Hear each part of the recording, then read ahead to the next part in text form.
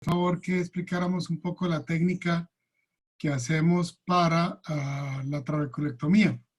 En la fundación, básicamente, esta es la técnica que se está utilizando hace un par de años, debido a que la llevamos al Congreso Panamericano de Cancún hace más o menos 15 años.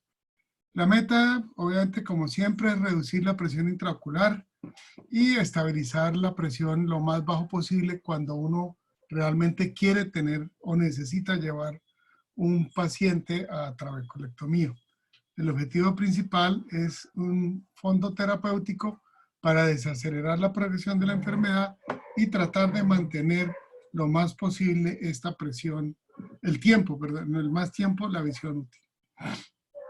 Esto que les muestro acá, pues es una cosa ya bien conocida por todo el mundo. Es el esquema de Wainwright que nos dio hace un buen rato. Y básicamente, pues es la idea de lo que debemos tener claro en qué es el estadio en que estamos para tratar de nosotros tener claramente. Y esto es lo que diferencia entre un sospechoso de glaucoma, lo que se denomina un glaucoma preperimétrico, y ya la función generalizada o daño hacia adelante. ¿Cuándo está indicada una cirugía filtrante? El daño glaucomatoso es avanzado o tenemos progresión. Definitivamente no hay tolerancia a la medicación o hay una mala adherencia al tratamiento médico. Y la más corriente ahora hacia el final es si hay catarata. Y la gran pregunta es si hacerla combinada o no combinada.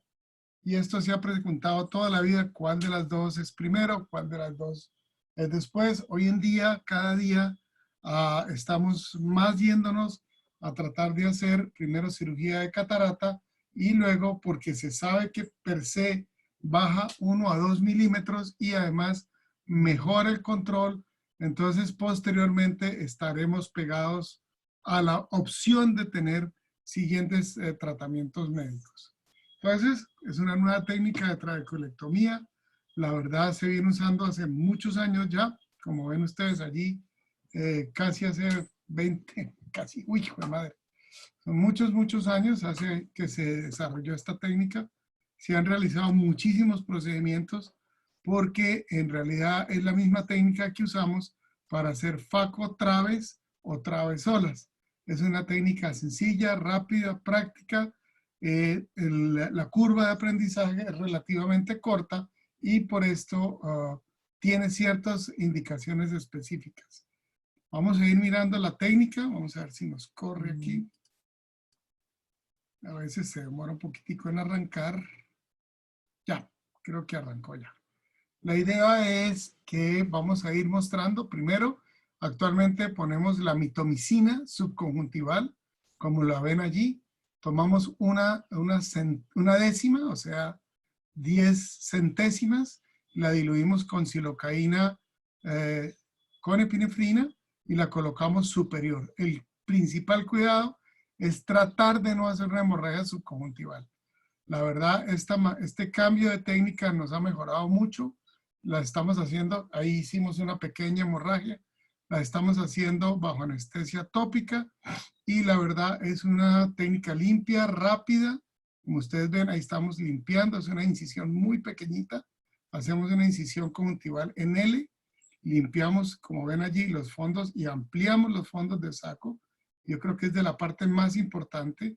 Y tener cuidado en la cauterización. No excedan la cauterización. Allí tomamos el crescent, lo invertimos y hacemos una herida de más o menos 3 milímetros al espesor corneal de la mitad. Hacemos un primer mini flap a 15 grados, como se ve allí, y luego hacemos una tunelización directa hacia córnea, porque realmente lo que estamos haciendo prácticamente es una cornectomía. Como ven, es un ojo pseudofáquico. Hacemos siempre una paracentesis temporal para manejo. Me está llamando el doctor Díaz. Ahora no le puedo contestar, me da pena. Y lo que hacemos, siempre tenemos entramos con el 275, ponemos aire en cámara anterior y hacemos una buena perforación del segmento anterior. Entramos con la Kelly Decimet y siempre vamos a tener el cuidado de sacar el Kelly Decimet afuera para que no vayamos a herir la parte interna del iris. Ahí ven un segundo, llegamos exactamente hasta donde están los 15 grados, el primer mini flap, que es los 15 graditos, y allí paramos, como lo ven allí en la parte esta.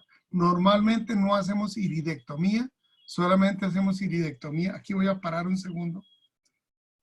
No, solo hacemos iridectomía en los casos de glaucomas de ángulo estrecho o en glaucomas con ángulo cerrado. El cuidado es el que viene aquí adelante. Si ustedes no pasan con mucho cuidado este punto, van a tener una incisión de espesor completo. ¿Por qué? Porque recuérdense que tenemos la mitomicina en esa área y lo que vamos a hacer es que al perforar nosotros con la aguja, podemos hacer un túnel de espesor completo y vamos a tener una filtrante con mucho más complicaciones. Entonces, mucho cuidado en este momento cuando hagamos la incisión, tener el cuidado de hacer una incisión plana en el espesor del flap anterior. No sé si quedó claro o quieren alguna pregunta. Si no, sigo con el video adelante. No, no está claro para mí. Es decir, ¿cómo pasa el punto? El punto queda en la parte de córnea, queda como biselado y protegido por el túnel que hiciste. A ver, jefe, voy a ver si puedo echar un poquitico atrás. Bueno, ahí está ya el flap. El flap primero es un flap que se hace, o sea, la parte vertical se hace con más o menos 2 espesores del crescent. Son 3 milímetros más o menos mal contados. Adentro de la córnea. ¿Perdón? A 2 milímetros o a 1,5 milímetros de la córnea, del limbo. Entonces, hacemos un flap lineal con el crescent invertido. Ese crescent invertido luego lo pasamos y hacemos un flap a 45 grados para que dé una especie de escalón. Y La luego, tunelización. sí hacemos la tunelización, exactamente. Entonces, No, desde que empieza a meter el flap en la incisión vertical, empieza a hacer el túnel. claro. Ah, listo. Eso es lo que no entendía. Claro. Ya lo demás es claro. Entonces, hacemos un túnel. Discúlpeme, doctor. Lo que de pronto yo comprendo es que hay dos escalones en la tunelización, doctor Virgilio. Uno que se realiza a 15 grados, que tiene una profundidad de menos de 1 milímetro, y una segunda profundización en el túnel, que es el que es de más o menos 2 milímetros de limbo hacia córnea clara. O sea que el túnel como tal tiene 2 niveles. No sé si... Un nivel que hace el crescent y otro nivel cuando mete el triangular que profundiza y entra y ahí se hace más profundo en ese punto. No, sería un tercer nivel. A ver, es que por eso quería explicarlo. Primero ponemos el crescent invertido y hacemos un espesor que puede ser el 50 o el 75 de acuerdo a lo que uno quiera filtrar. Si uno necesita presiones más bajas, va a ser un flap más delgado. Pero mucho cuidado con los flaps delgados y ahora les explico cuál es el... Ahí meto la cuchara.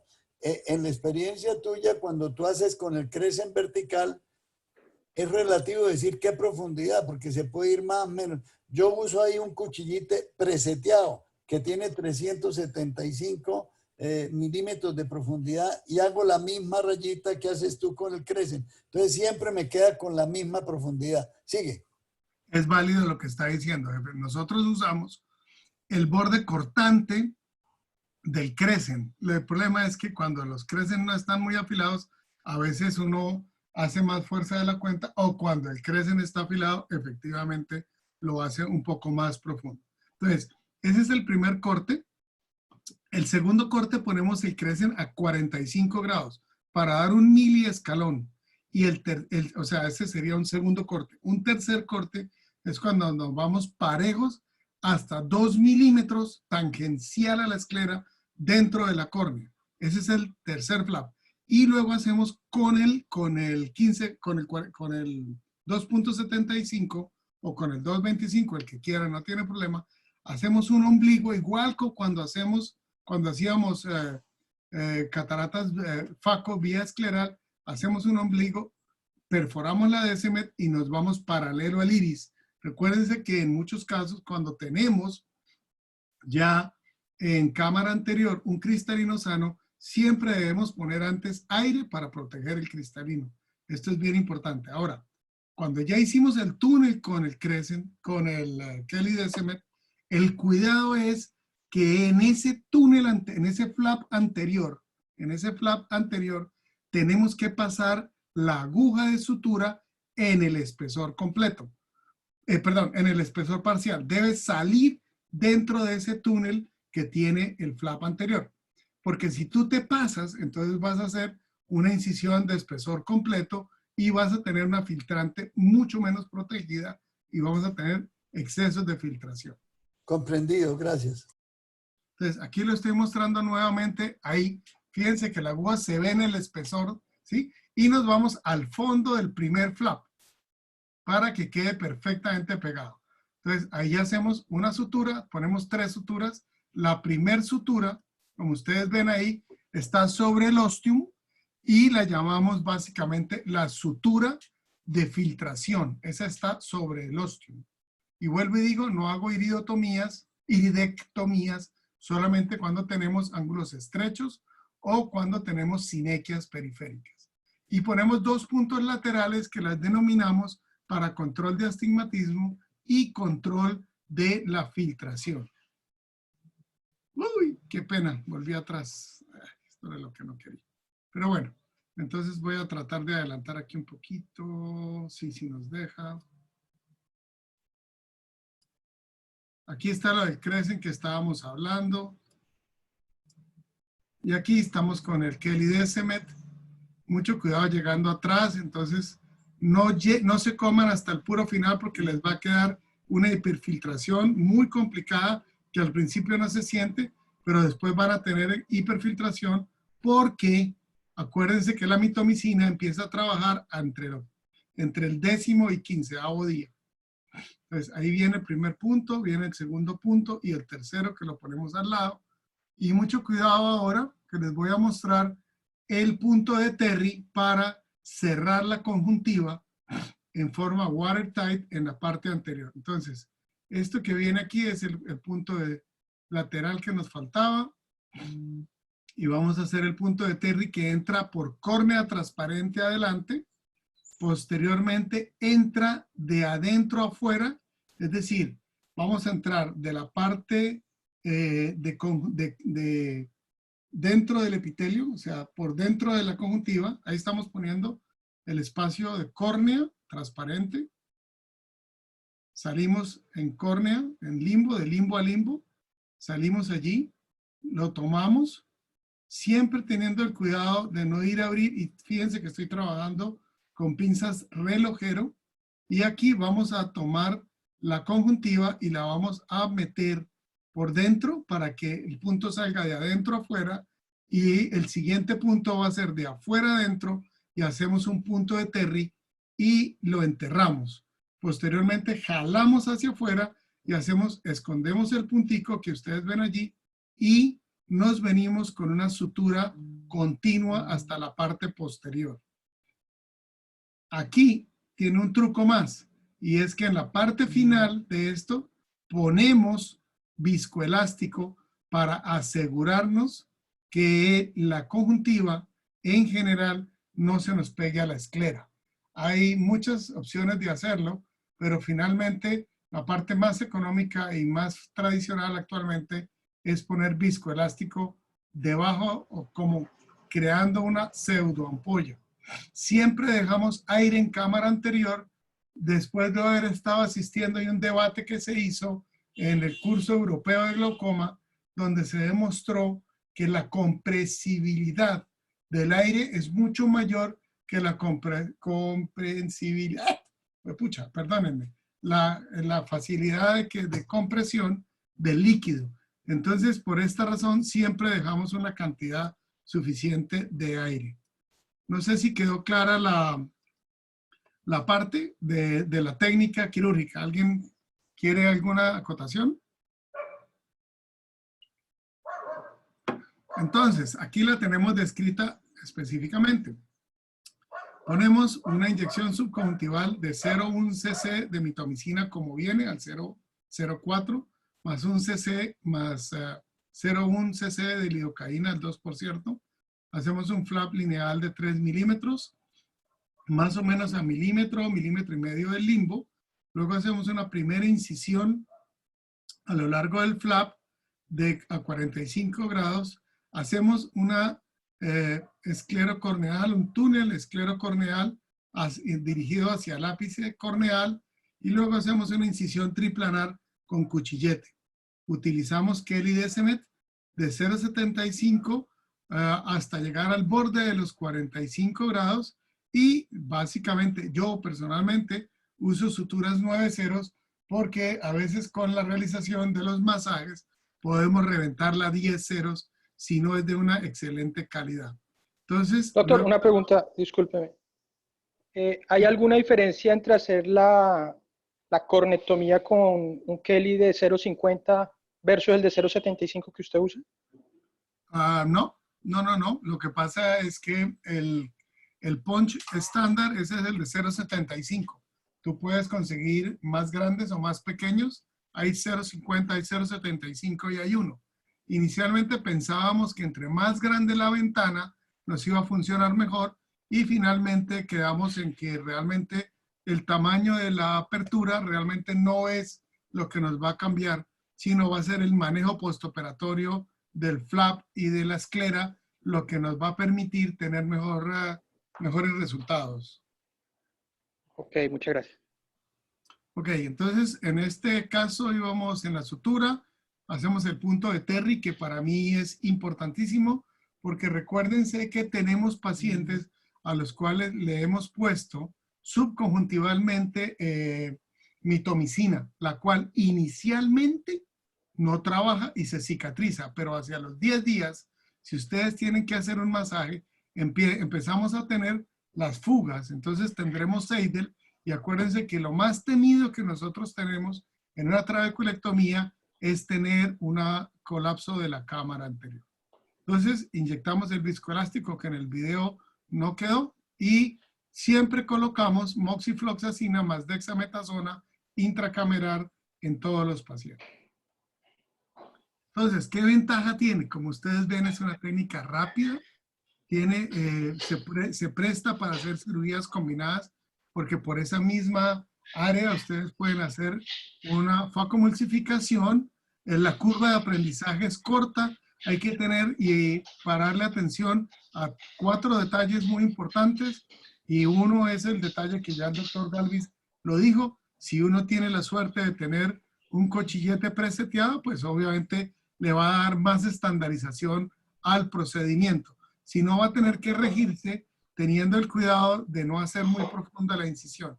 Desventajas, obviamente el astigmatismo es variable, pero la suerte es que el astigmatismo es posterior y se puede manejar, como lo vamos a ver, con la suturolisis y el manejo cuidadoso del ostium. En la fotografía de la derecha, ustedes ven, perdón, de la izquierda de ustedes ven el punto de Terry bien apretado y ven la sutura conjuntival.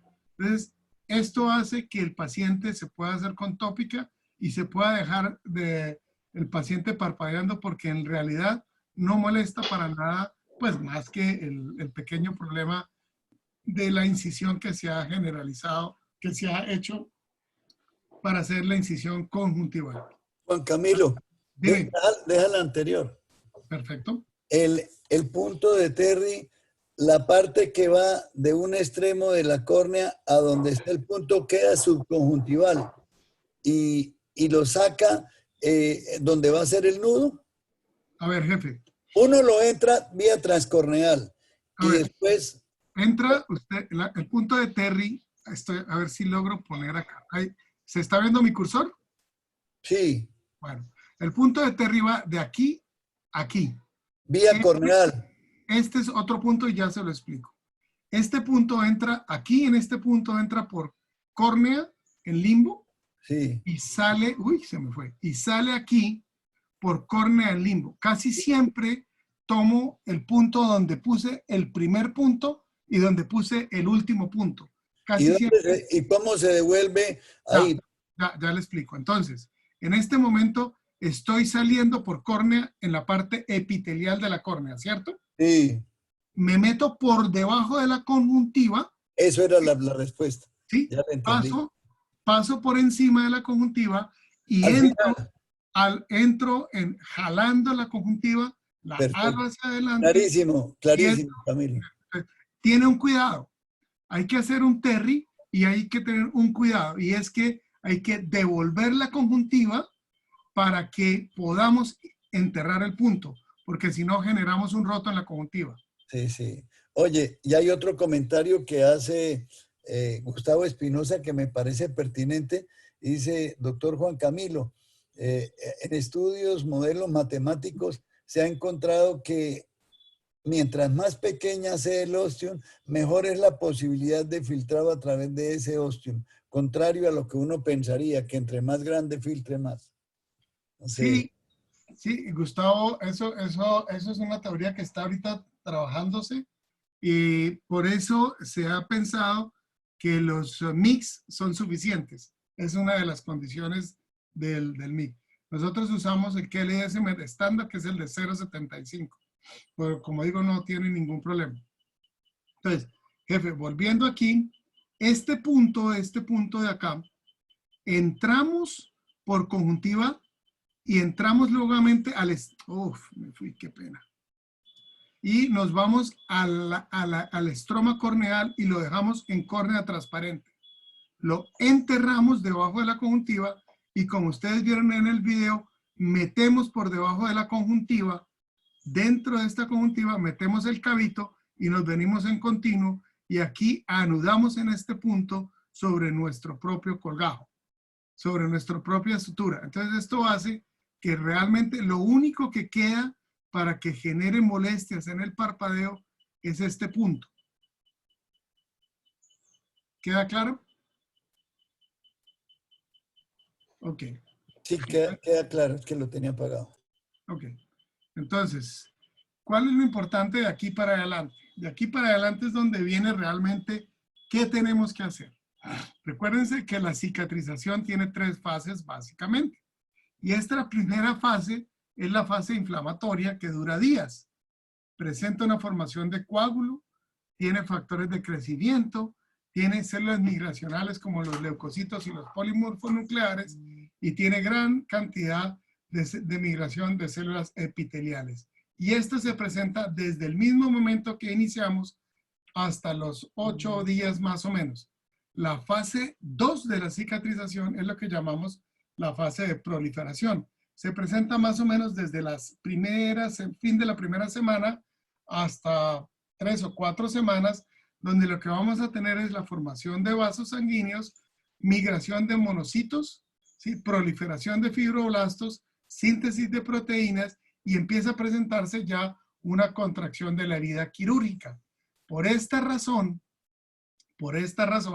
es que en este momento es cuando tenemos que poner mayor atención a la cantidad de cosas para bajar la inflamación. Y es cuando usamos el calor, cuando usamos los masajes y cuando ponemos una alta incidencia, una alta dosificación de los esteroides.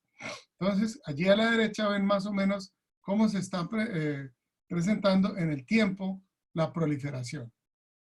Aquí es en este momento cuando los antimetabolitos empiezan a hacer su actividad. Entonces es cuando tenemos que estar más pendientes.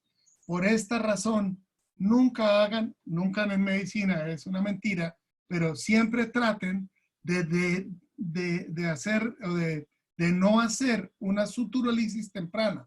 Ojalá antes de los 12 o 14 días, porque este es el momento en el cual la mitomicina empieza su pico de acción y podríamos tener un paciente que al hacerle el corte con suturólisis lo llevemos a una hipotonía. Por último viene la fase de remodelación, que es la fase tardía, donde ya viene, es básicamente fibroblastos en la síntesis del colágeno, una remodelación de este colágeno y un equilibrio de la biosíntesis.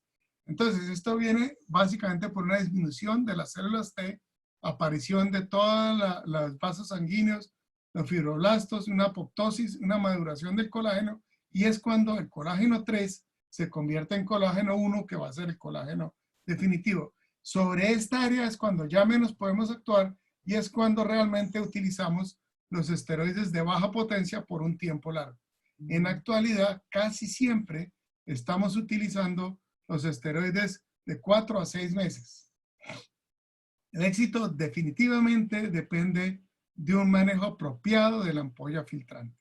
Y esto requiere que seamos cuidadosos y que sea un manejo continuo de la ampolla. Básicamente, ¿qué usamos nosotros? No me gusta que hayamos puesto nombres allí, pero esto es lo que estamos usando.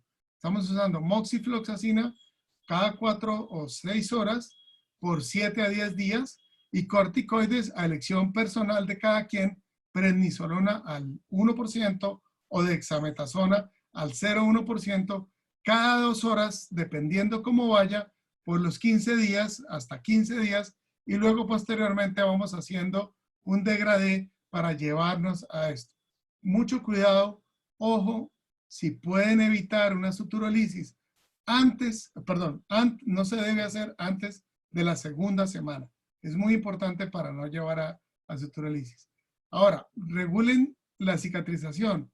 Básicamente, acuérdense que todo esto lo que necesitamos es que actúen en la fase 1 y en la fase 2. Entonces, básicamente, esta cantidad alta de esteroides la usamos más o menos entre mes y medio. Todo tenemos que tener básicamente lo que estamos mirando allí, cómo estamos evaluando y monitorizando esa formación. El masaje digital tiene un propósito y básicamente es mantener un flujo de acuoso a través del espacio subconjuntival. Y ahora hay unas teorías que dicen que cuando tenemos ese acuoso fluyendo muy temprano, también hay mayor inflamación y ahí hay una cicatrización. Por esta razón, estamos dejando el viscoelástico subconjuntival y casi siempre lo que hacemos es que el primer día o hacemos un masaje muy suave para asegurarnos la permeabilidad o tratamos de mantenernos lo más quieto posible. Pero definitivamente lo más importante es tengan claro que debemos hacer siempre una gonioscopía con mucha frecuencia. Se nos olvida, hemos hecho una trabeculectomía de una forma muy bonita, se ve muy bonita y nunca nos atenemos a hacer una nueva gonioscopía para ver qué puede haber en el ángulo, qué puede haber en el ostium. Podemos tener sangre, podemos tener iris o podemos tener vitrio allí encarcelado. Cuando tenemos sangre, el cuidado es poner calor y esperar a que tengamos una disolución de ese coágulo. Si tenemos el iris encarcelado, hay una maniobra que se puede hacer relativamente fácil, no dolorosa, que es hacer un escobillonado con el lente de 4 espejos para bajar y despegar ese iris y tener mucho cuidado. Y cuando ya tenemos vitrio en el ostium, la única forma es o hacer una vitrectomía o en algunos casos hacer una vitriolisis. Pero entonces tengan cuidado en este momento. La técnica más popular para hacer el masaje es hacerlo de la parte inferior hasta la superior, pero también hay otra técnica que es básicamente lateral, que creo que es la que más le gusta al doctor Galvez. Yo personalmente utilizo la técnica inferior. Allí están descritas, funcionan perfectamente bien. Lo importante es mantener un flujo para que esta charnela no se nos vaya a pegar al flap inferior. Ahora, ¿qué lente usamos? Nosotros usamos el lente de Rich, que es un lente para que nos permite hacer una presión profunda en el sitio. Como recomendación, siempre pongan un alfa agonista al 0,2%, no lo pongan al 0,15, que es el más corriente que se consigue. Van a tener un blanqueamiento. Nunca disparen para hacer una suturolisis sobre el sitio donde tengan sangre, porque allí se les va a generar un agujero. Y recuerden que cuando estamos haciendo suturolisis, apenas estamos en los tiempos tempranos de la acción de la mitomicina y posteriormente ahí les puede quedar un buttonhole. Y este buttonhole puede llegar a la pérdida de la cirugía porque tengamos una ampolla plana y por ende podamos tener un exceso de filtración y perder todo lo que nos funcione de la ampolla. Las energías a usar en la En la suturólisis es más o menos entre 500 y 800 miliwatts. Mucho cuidado en no poner spots menores de 100. Y menores de 100 porque la razón es que vamos a hacer una quemadura sobre la conjuntiva. Y si hacemos la quemadura sobre la conjuntiva, probablemente tengamos un agujero filtrante hacia un futuro. Tiempo de exposición 0,02. Como ustedes ven, es realmente muy corto el tiempo. Ahora, ¿cómo lo hacemos? Si llegamos a la segunda semana y necesitamos tener mejor control de presión intraocular, siempre hacemos primariamente el láser al ostium. Posteriormente, si la presión intraocular está dentro de límites normales y tenemos unos astigmatismos altos, vamos a hacer, después de la cuarta o quinta semana, una queratometría y vamos a manejar mediante suturólisis selectiva a los puntos laterales con relación congruente con el eje de la queratometría que nos esté dando. Si ya en este momento hemos perdido la ampolla y no tenemos éxito en el control de la presión intraocular, procedemos a hacer un needling. ¿Qué hacemos en el needling? Tomamos una jeringa de insulina, tomamos una décima de lidocaína y tomamos de 0,1 o 0,2. Personalmente me gusta más 0,1 de 5-fluoracilo. Entramos lejos del flap, lo colocamos y hacemos un barrido para tratar de liberar todo lo que tengamos atrás. Corrientemente lo ponemos 5 a 10 minutos antes y por el mismo agujero donde lo estamos entrando, hacemos una liberación del segmento donde tenemos la conjuntiva para tratar de levantar y obtener nuevamente esa ampolla filtrante. Podemos incluso irnos debajo del flap anterior y reabrir ese flap para tratar de tener una nueva ampolla filtrante. Tengan mucho cuidado en hacerlo lejos para que en ese punto no vaya a tener más, no vaya a ser un punto de filtración y de Seidel hacia un futuro. Cuando ponemos esta primera 5-fluoracilo, corrientemente vamos a tener que seguir el paciente al día siguiente y si al día siguiente no tenemos ningún problema, este paciente lo vamos a citar hacia los 3 días donde seguramente tenemos que repetir la dosis. Normalmente repetimos las dosis de 5-fluoracilo o hacemos hasta 3 needling en conjuntiva.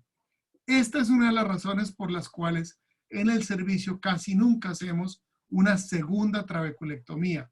¿Por qué? Porque la cicatrización que se genera en el segmento, en el espacio conjuntival superior va a ser muy grande cuando después de 3 needlings hechos bien con toda la idea, seguimos teniendo una ampolla plana y un no control de la presión intraocular. Como ustedes ven, los estudios de éxito del needling varían entre 45 y 93%. En las manos nuestras no es tan alta, pero sí recuperamos una gran cantidad de estos pacientes. No sé si queda clara la maniobra del needling.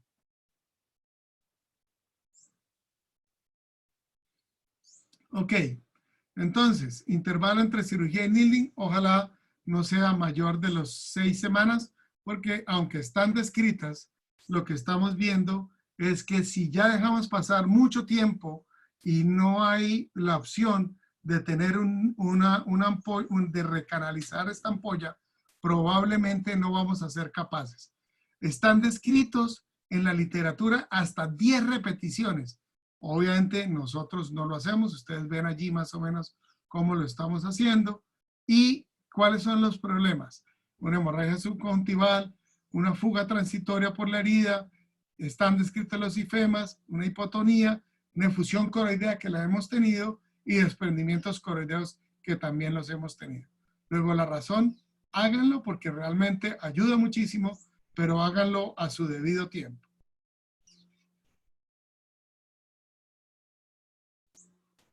Y esto era básicamente lo que tenía. Juanca. Perdón. Juan Camilo. Alfonso, ¿cómo estás? ¿Cómo te va?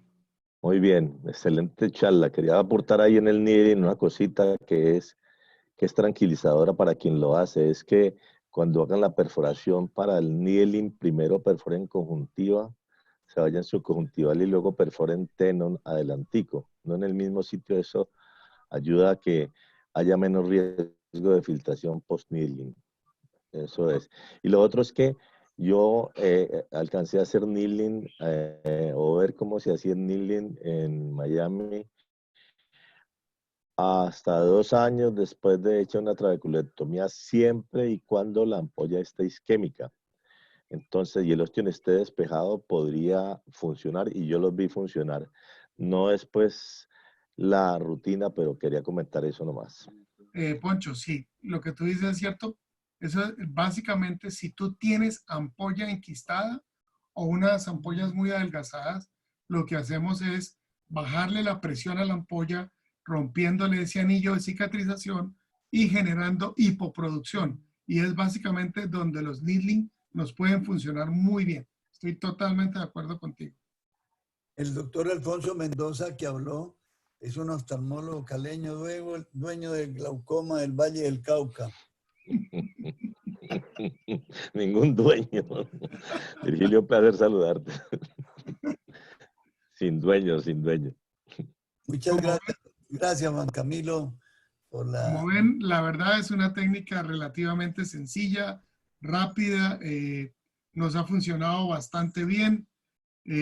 No sé si les quedó clara, ¿tienen alguna duda? ¿En qué les puedo ayudar? Yo, Profe, una pregunta. ¿Por qué colocan la mito antes